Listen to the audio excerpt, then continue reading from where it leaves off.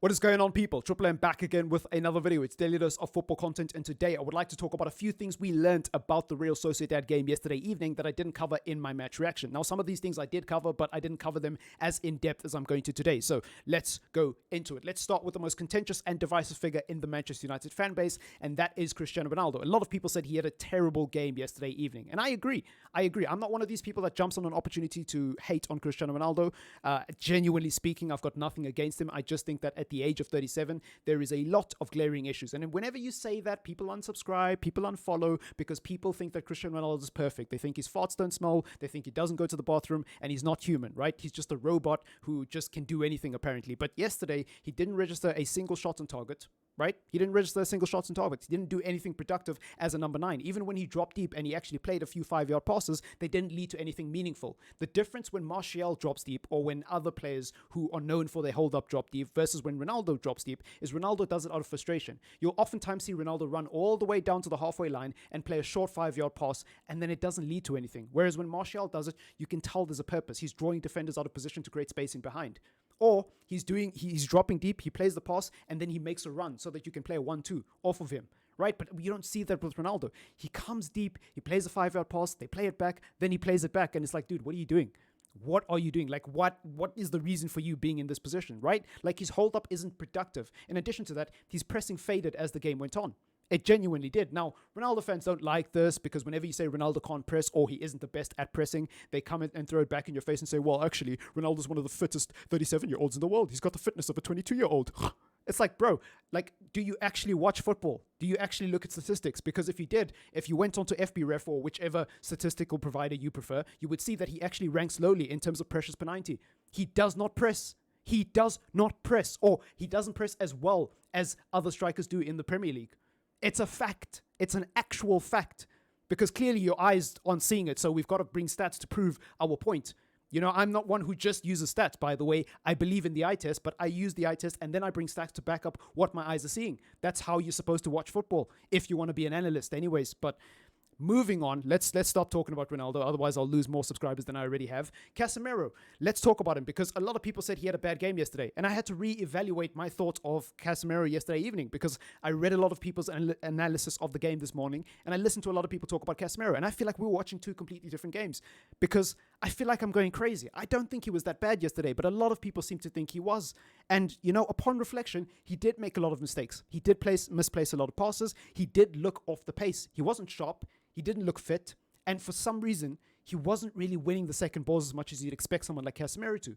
And, you know, I don't want to be this guy, but when you compare him to Scott McTominay at the weekend, it's miles off. Now, SofaScore seems to think that Casimero had a good game, but I think when you apply the context to a lot of these statistics, you'll realize that actually Scott McTominay had a fantastic game against Arsenal. Meanwhile, Casimero had a pretty subpar performance against Real Sociedad. That is alarming. That is alarming, genuinely speaking. The fact that a 5-time Champions League winner who we signed, he's not our marquee signing because he wasn't the most expensive and most hyped up player that we signed. But, you know, he's a pretty big signing compared to Scott McTominay anyways. The fact that he's coming to the team and he can't even start ahead of Scott McTominay is a genuine surprise. Now, if you're a glass half full type of person, if you're optimistic, you can put a positive spin on that. You can say, well, actually, it's not a bad thing because Scott McTominay is finally playing to the levels that we want him to. And maybe that is a good thing. But I personally think that Scott McTominay's performances at the moment are not truly reflective of how good he is as a footballer. I think there will be a drop-off inevitably with Scott McTominay.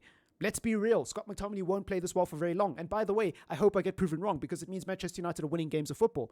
But I'm just saying what I believe and what I think at the moment based on the evidence of the last 5 years. I don't think Scott McTominay is going to keep these good performances up, and I think Casimero will inevitably break into the team. I'm not worried about Casimero at all. I don't think we've been sold damaged goods, as people say. I don't think that at all, because look at Rafael Varane. He had a very slow start to his Manchester United career due to injuries, but even poor performances when he was fit. But look at him now.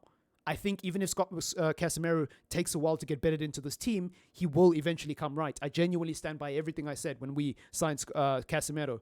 Everything I said in that video, he will hit the ground running. He is a guaranteed success, barring a terrible injury. So, yeah, there you go. Anyways, let's talk about Harry Maguire, because he was another contentious topic yesterday evening.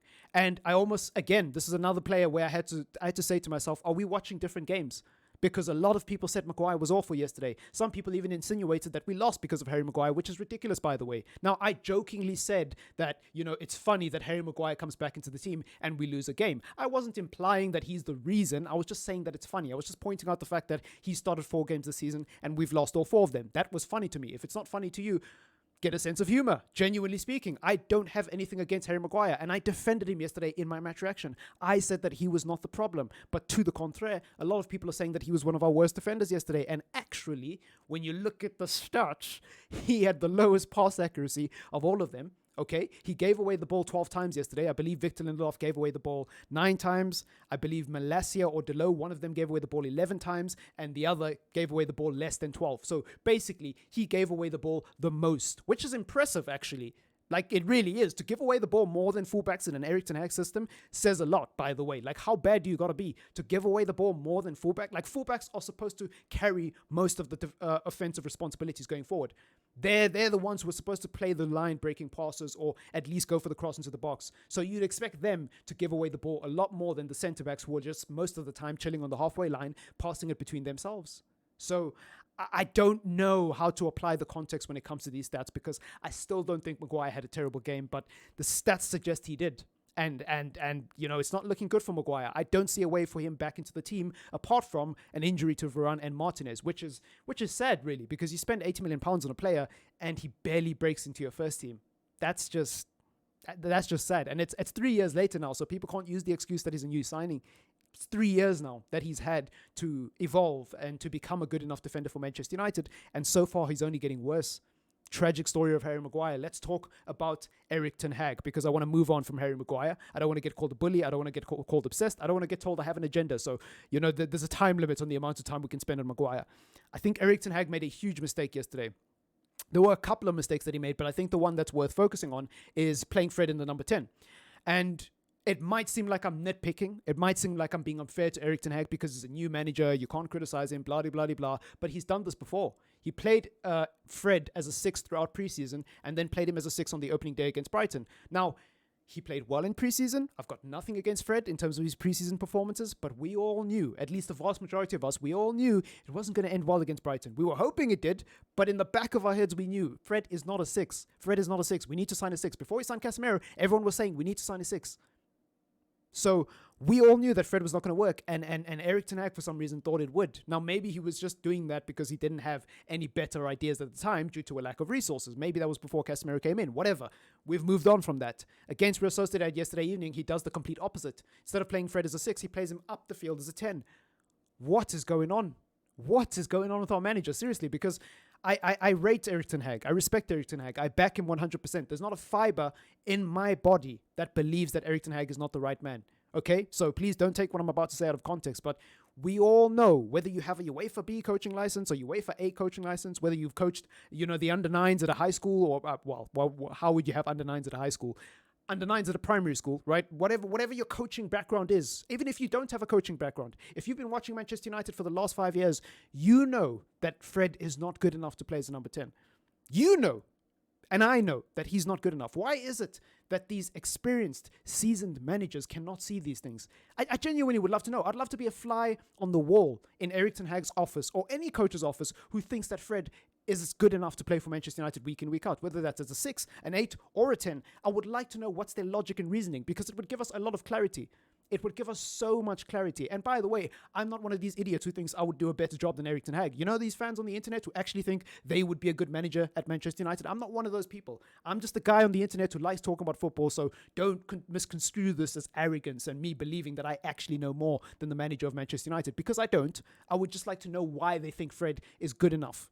That's all. Like, especially to play in the 10. Like, if he played as an 8 yesterday, okay, fair play. But as a 10, as the focal point of our attack, the mind boggles sometimes. The mind boggles. But anyways, I'm going to wrap the video up. It was an interesting game yesterday against Real Sociedad. I think some people are overreacting because at the end of the day, we did play a second string team. Now, some people are being geniuses in hindsight and saying that we should have played a strong team because Real Sociedad were the hardest team in our group, blah, blah, blah, blah. But there's a lot of people, and fair play to them, who said before the game that switching the back line would be a huge mistake going into this game. We need to get off to a good start in Europe. The Europa League is our best chance of not only winning a trophy, but qualifying for Champions League football. And so we should take this competition seriously. And fair play to all of those fans, because I was wrong. I was saying play a completely new back four. I was saying bring the band back together. Play Wan-Bissaka, play Shaw, play Maguire, play Lindelof, play Dubravka.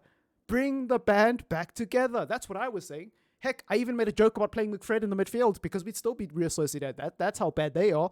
Now I look like an idiot. I look like I've got a lot of egg on my face because I was wrong. So fair play to all the fans who said we should play a strong team, because they were right.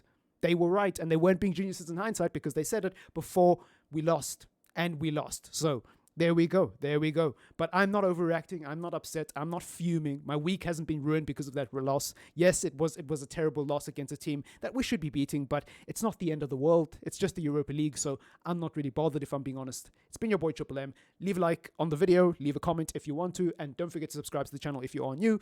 Peace.